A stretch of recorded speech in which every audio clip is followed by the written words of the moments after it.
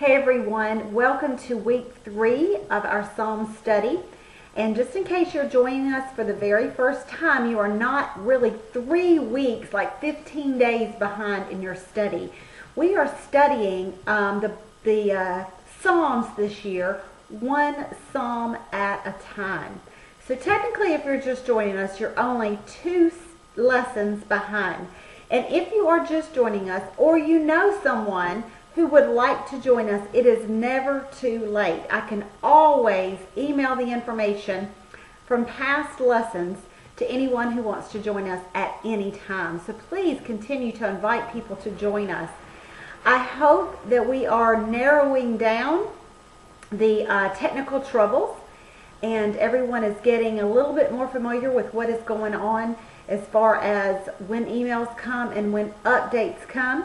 If you need any information, you can always email me or take a look at the instructional videos under the Psalm study menu under online studies. I had someone email me, sweet girl said, every question that I asked in my previous email was answered in your instructional videos. So hopefully, if you're having some questions, go there first.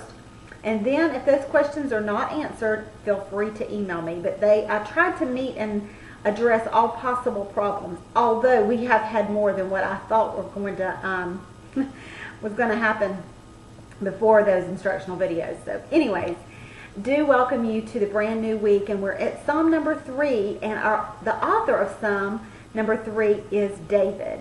And David has found himself, or we find David in a difficult situation. You know, it's often easy to be confident in God and to sing His praises and to offer thanksgiving to Him and to trust in His plan for our lives when things are going well and we're in kind of a trouble-free season.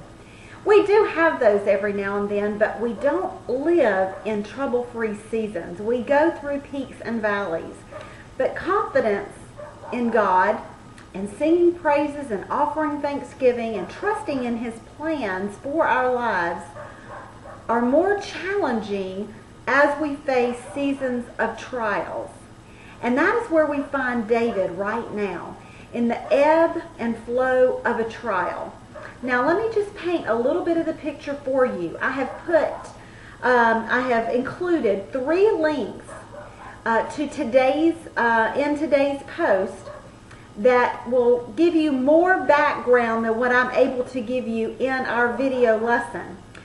Read chapters 13, 14, and 15 in 2 Samuel to get the full picture of what exactly has put David, our hero, our king, David, in this precarious situation and where we find him today. It is a result, he is on the run as a result of his son Absalom trying to dethrone him. And David and Absalom have had a not a very good relationship for father and son, because Absalom's sister, as you know, David had many wives and he had children by many of his wives. So Absalom's sister Absalom had a half brother named Amnon. And Amnon fell in love with his half sister Tamar, and decided he had to have her. And Tamar was raped by Amnon. And Tamar lived with the shame of that rape her entire life. And there's great details about that in the story. But David's response to the rape of Tamar was not exactly the way that Absalom felt he should have remarked and he should have reacted. In fact, he did nothing.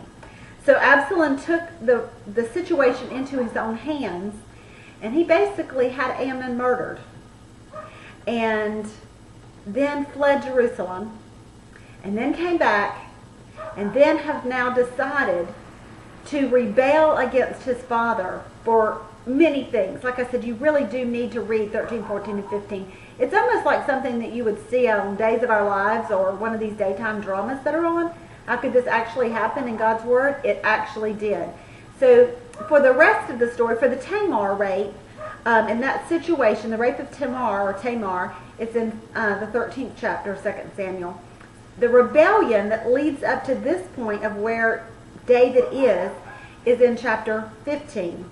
But the behind-the-scenes story is chapter 14.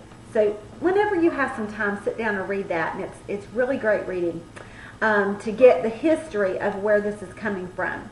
But I loved the way we find David here in one of these places where it's difficult for him. He knows God and he trusts God, but it's difficult for him right now. And we see that at the very first couple verses in the Psalm. And I loved what my NIV Study Bible had to say about the situation. They said, when circumstances turn against us, don't blame God, seek Him. And I thought how often I personally want to blame God for bad things that are going on in my life. He is sovereign. He is in control of all things. He sees all things. He knows all things. And in His sovereignty and in His providence does allow things that aren't quite comfortable, that will bring pain and disorder and chaos in my life. He will allow those things to bring me closer to Him. Now, I know that in my head, and I have to go to those truths and remind myself of who God is and what He is capable of, and that He is for me and not against me. But sometimes in those moments where I can identify with David, I want to just blame God and say, if you're in control, then why don't you do something about this? Do you see this going on? This is happening right underneath you. And then, of course, I catch myself, as David did. I love the way that he shifted his thinking.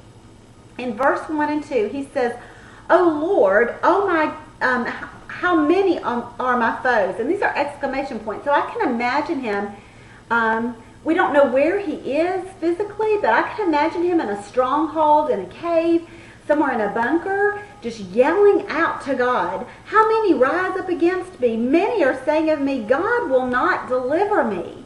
He is repeating these things that he has heard. He is reciting all the things that are against him and really kind of mentally defeating himself with the wrong line of thinking. And that's where your lessons are going to go in our questions. So kind of tuck that away, the wrong way of thinking, and those are going to be in your lessons and more personalized in your questions that are coming your way. But what I wanted you to see, as my dog's trying to get in, hold one second.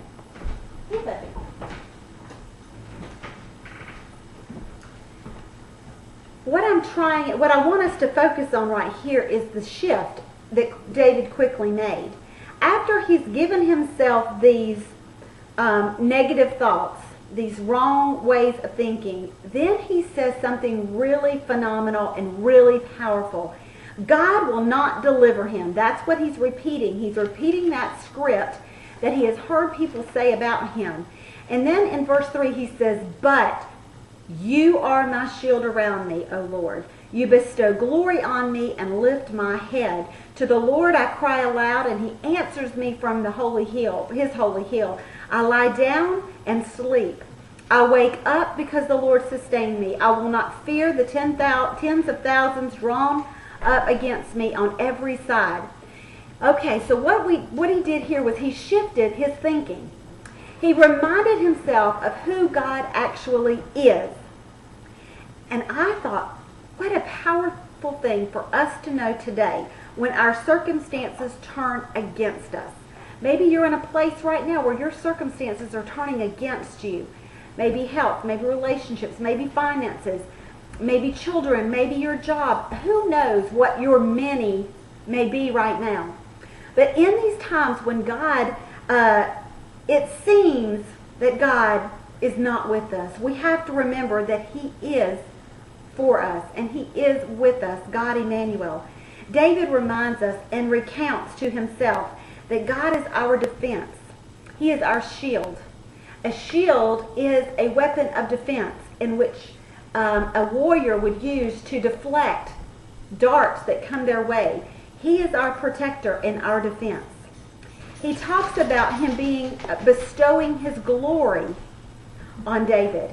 He is our honor. So many times when we feel like we're being attacked by many things going on, that we feel broken down, we don't feel honorable, we don't feel worthy, we feel beaten down and broken. But God says, or David reminds us through God's word, that he will bestow his glory upon us. He will be our honor. And then when we see that, we then turn around and give him the glory back. He is, as they say, it says in the King James Version, I just love it, it's very poetic, the lifter of our heads. Girls, I can only imagine where he might have been, hiding, cowering down, had been run off from his the power and the glory that was his as king of Israel, held up, running from his son, not just any enemy, but his son. He's got to feel broken, especially when you read chapters 14, what happened after that rape, and chapters 14. You can really dig into why he feels this way, and he needs his head lifted. Have you been in a place? Have you been in a place where you just could not lift your head? My friends, he is the lifter of your head. He is the lifter of my head when I cannot lift it myself. And because he defends me, and because he bestows his honor on me, I can allow my head to be lifted. I love the truth in verse 5. Because when we are in distress and circumstances have turned against us, we don't sleep. We are consumed by how is this going to play out, and what are we going to do in response to this, and how can we fix this, and what are we going to do? And it robs us of our sleep. And when we're sleep deprived, we're even more vulnerable. Our heads down even more. Our defenses are weakened even more. But David says, I can lay down and sleep, and I'll wake up again because the Lord sustains me. So he's our defense and our honor, our head lifter, and our sleep aid. He is better than Ambien. He is better than melatonin. He is better than anything we can buy over the counter or behind the counter at our drugstores. Now, I'm not saying anything's wrong with any sleep aids. Please hear me. Don't send me any medical news or anything, please.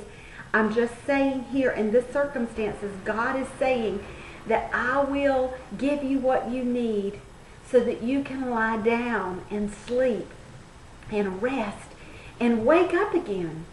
He's the giver of life. He's going to protect our life from night into day, and wake us up. And then he tells us there at the end, from the Lord comes deliverance. May your blessings be on all your people. Your deliverance and my deliverance in these circumstances that are pressing hard against us comes from God, who is always with us. Thank you for joining me today, and I am enjoying our journey together as you allow me to walk with you through God's Word, one psalm at a time.